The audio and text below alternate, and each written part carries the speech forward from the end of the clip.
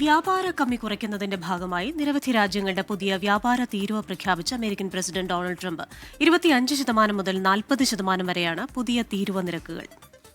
14 രാജ്യങ്ങളിലെ നേതാക്കൾക്ക് അയച്ച കത്തിന്റെ പകർപ്പുകൾ ട്രൂത്ത് സോഷ്യലിൽ ട്രംപ് പോസ്റ്റ് ചെയ്തു. മധു കൊട്ടാരക്കര വിവരങ്ങളുമായി ചേരുന്നുണ്ട് അമേരിക്കയിലെ ന്യൂജേഴ്സിയിൽ നിന്ന്.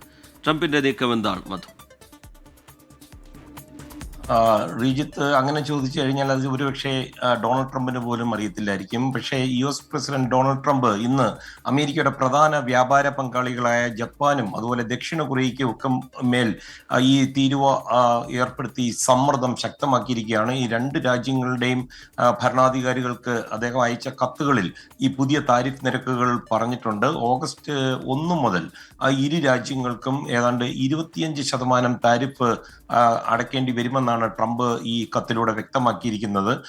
അതുമാത്രമല്ല, ഈ കത്തുകളൊക്കെ ഡൊണാൾഡ് ട്രംപ് അദ്ദേഹത്തിന്റെ ട്രൂത്ത് സോഷ്യലിൽ പോസ്റ്റ് ചെയ്യുകയും ഇക്കാര്യങ്ങളെല്ലാം വളരെ വിശദമായിട്ട് പങ്കുവെക്കുകയും ചെയ്തിട്ടുണ്ട്. ഈ കരാറുകളൊക്കെ ചർച്ച ചെയ്യുവാൻ ഈ രാജ്യങ്ങൾക്ക് ഒരുപക്ഷെ ചിലപ്പോൾ കൂടുതൽ സമയം നൽകിയേക്കാം എന്നുള്ള ചില സൂചനകൾ വരുന്നുണ്ട്. പക്ഷേ ഏകദേശം ഈ രണ്ട് കത്തുകളിലും ഈ രാജ്യങ്ങളുമായിട്ടുള്ള അമേരിക്കയുടെ വ്യാപാര കമ്മി ഡൊണാൾഡ് ട്രംപ് ഒരു പ്രധാന വിഷയമായിട്ട് ഉയർത്തിക്കാണിച്ചിരിക്കുകയാണ്. അതായത് അമേരിക്കൻ ബിസിനസ്സുകൾ ഈ രാജ്യങ്ങളിലേക്ക് കയറ്റുമതി ചെയ്യുന്നതിനേക്കാൾ കൂടുതൽ സാധനങ്ങൾ ഈ രാജ്യങ്ങളിൽ നിന്ന് അമേരിക്ക വാങ്ങുന്നുണ്ട്. അതുകൊണ്ട് അമേരിക്കൻ ഉൽപ്പന്നങ്ങൾ വിദേശത്ത് വിൽക്കുന്നതിന് തടസ്സമായി ട്രംപ് കരുതുന്ന ഈ മറ്റ് നയങ്ങളോടൊക്കെ ഉള്ള ഒരു പ്രതികരണമായി ഈ താരിഫുകൾ നിശ്ചയിക്കുമെന്നാണ് ഡൊണാൾഡ് ട്രംപ് പറയുന്നത്.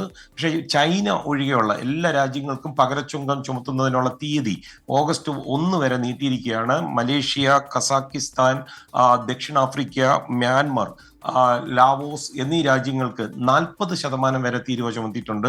ഇന്ത്യയുമായിട്ടുള്ള വ്യാപാര ചർച്ചകൾ ഇപ്പോഴും നടക്കുകയാണെന്നാണ് അറിയാൻ കഴിഞ്ഞത്. താരിഫുകൾ ഒഴിവാക്കുവാൻ ഈ രാജ്യങ്ങളോട് അമേരിക്കയിൽ ഉൽപ്പന്നങ്ങൾ നിർമ്മിക്കുവാനാണ് ഡൊണാൾഡ് ട്രംപ് പറയുന്നത്. റീജിത്ത്, ക്രിസ്റ്റീന.